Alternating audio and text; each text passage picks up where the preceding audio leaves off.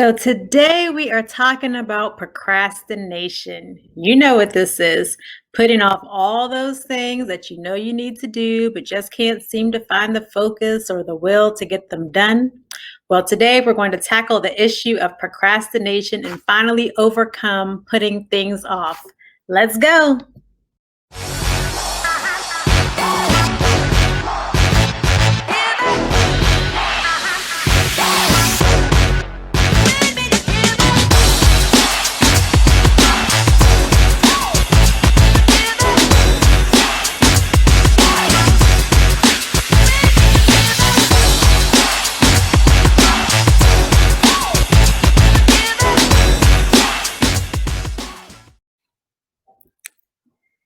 Hello, Succeeders! This is Stacy Barlow Hill, your leadership and lifestyle coach with Live, Lead, Succeed, helping you to become the best version of yourself and lead successfully.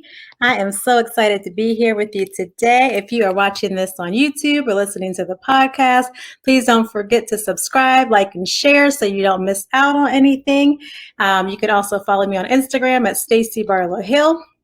So now that that's out of the way, we are talking today about procrastination, right? So we hear this word all the time, procrastination. So what can we do to stop this or at least begin to overcome it so that we can finally get things done? I hear so many people all the time just talk about they can't get it done, they don't have time, they don't feel like it, they don't want to do it, and they always just say, I'm a procrastinator. So they begin to associate themselves with being a procrastinator. So instead of being a person that procrastinates occasionally, now all of a sudden they've become a person that procrastinates. And that's what you don't want to be. So today we're going to talk about this and some ways that we can overcome it. And these are just a few of my tips that I've learned along the way that really help with procrastination. So at some point, just about everybody procrastinates. I mean, we all procrastinate, right? Some of us may procrastinate worse than others. Some of us just may be naturally motivated. Some of us may be a little bit more organized. But at some point, everybody procrastinates about something. So let's kind of talk about maybe the reasons why. So let's start first with the definition of procrastination. So the definition of procrastination is the act or habit of putting off or delaying, especially something requiring immediate attention. So the act or habit of putting off or delaying, especially something requiring immediate attention. So we're going to start with just that first part. It's the act or habit of putting off or delaying. So we're delaying things, we're putting them off. We know they need to be done, but we're putting them off and not doing them. So why are we doing that? Why are we not starting what we accomplished? Why are we just not able to get to it? Why do we wait till the last minute to do things? We just don't feel like it, or we just don't want to do it. Why do we do this? So that's what we're getting to today. So I'm going to share with you my 5 top tips that I have found helpful when it comes to overcoming procrastination.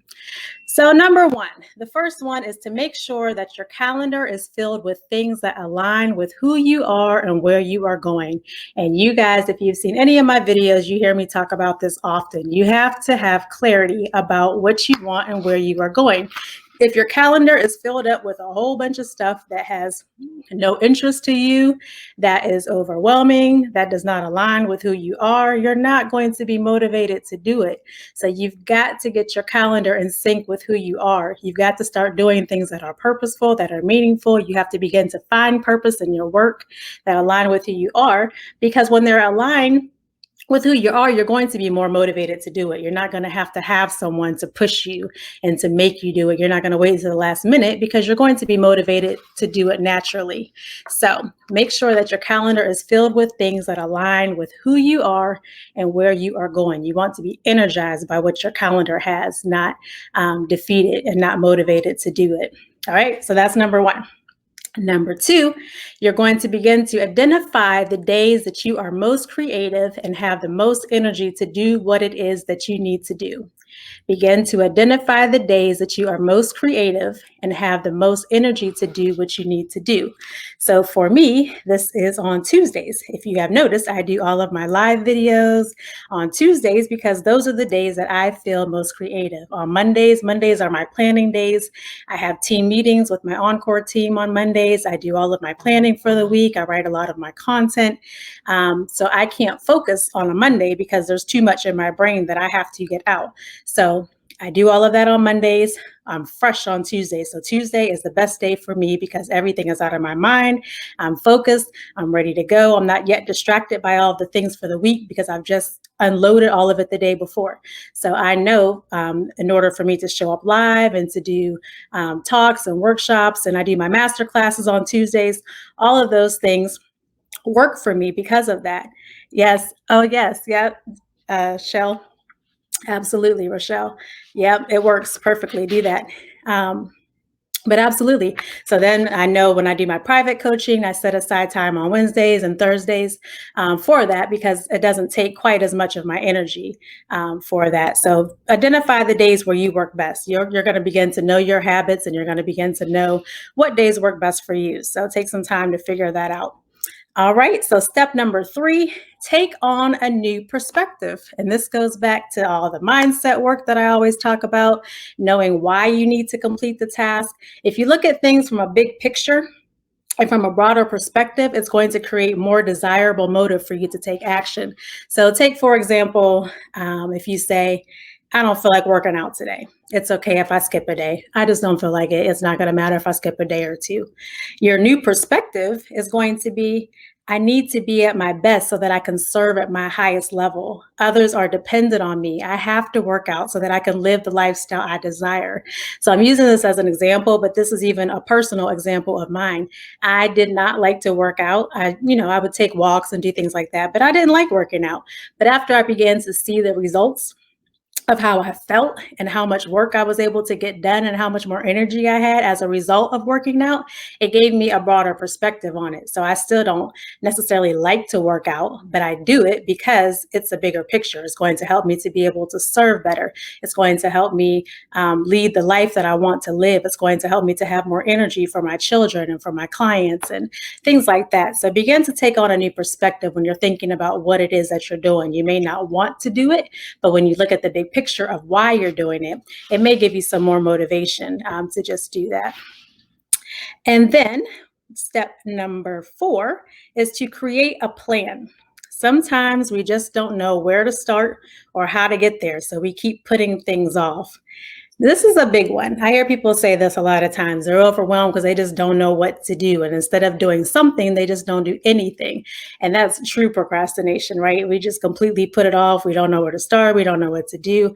But sometimes we need to make the plan part of the plan. So you guys have heard me talk about taking bigger goals and breaking them down into smaller actionable steps before, right? So you do the same thing. When you're overwhelmed, you don't know where to start, you just take it and you break it down into bite-sized pieces. So maybe task number 1 is research how to start. That's the first step. Figure out where to start. Task number 2, maybe take some small action steps to get there. What little things can you do to begin to get there? Task number 3 might be ask for help if you need to do that. So take the big goal, break it down into smaller goals so that you're not super overwhelmed by what you have going on. Let's see. Someone says, I guess I'm just weird and wired different. I do my best work when my back is against the wall. I procrastinate on purpose. That absolutely happens. A lot of people do work well under pressure. And that's why I said in the beginning, I don't know if you were on in the beginning, but you have to know how you work and when you work best. So some people do work best under pressure. So as long as you are not putting other people at risk, I'm sure there's a better word for that, but as long as you're not messing up other people's agendas by waiting to the last minute, then that's okay. You know how you work best. So keep on going on. All right, so we just said to create a plan. And then the 5th and final step is to eliminate distractions and change your environment. Now, I know I am a mother of twins. My twins are 13 years old now, but when they were little, that wasn't always an option. So I know a lot of people will say, just get a sitter and do this. That's not always an option. But changing your environment is an option. Sometimes you have to remove people from your space. Sometimes you need to distance people from your space. Sometimes you need to just intentionally block out time to get things done. When my children were little, I had to get up super early. And now because of that, I am always up early just out of habit from doing that. But blocking out time is something that works tremendously and is effective. Um, 2 hours of uninterrupted time is way more valuable than 8 hours of distraction.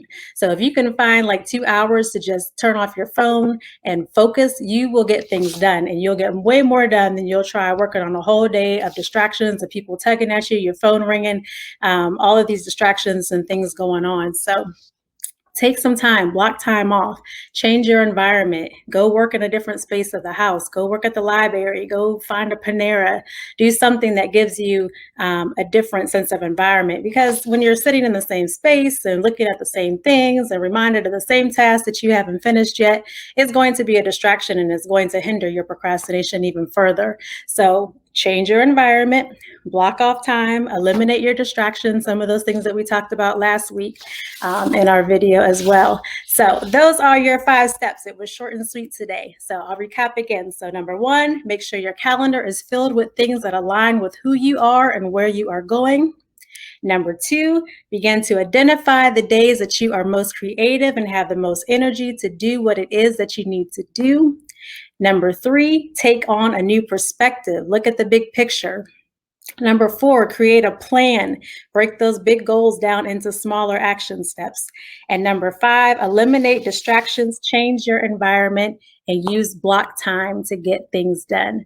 So I hope you all took something away from that. It was short and sweet today, but we are going to tackle procrastination. We've got 2021 coming up around the corner, and I know you all have goals and things that you want to work on. We don't know what 2021 is going to look like. There was a lot of uncertainty with 2020, but we all have hope, and we're all wishing for better for next year. So I hope that you have some goals. I hope you have something that's going to drive you and fuel you into 2021. So don't procrastinate. Use these tips. Find some others of your own, whatever works for you. You know yourself best. But don't procrastinate anymore. When it really all comes down to it, it's really all about just getting clarity and really beginning to know what you want. When you know what you want and your life is filled with purpose and you're working and walking in your purpose, no one's going to have to motivate you much to do the things that you need to do because you know that it's for something greater. So that's my challenge to you all today, is to really sit with yourself, discover what your purpose is, and walk in it, because you won't have to worry about procrastination. You're going to be self-motivated. So I wish you all well. I ask that you all would begin to like and share, subscribe. This will be on YouTube. This will be on the podcast, and it will be emailed out for replays later. So if you watch the replay, I still want you to do the same. I thank you for being with me today, and I want you all to have a wonderful, happy holiday. I will not be here for the next 2 weeks, but I will start back on the first Tuesday in January. So you'll still see a few emails and notifications from me in the meantime, but my lives will start back in January. So thank you so much. Thank you for being here. Happy holidays. Merry Christmas. Happy New Year. I'll talk with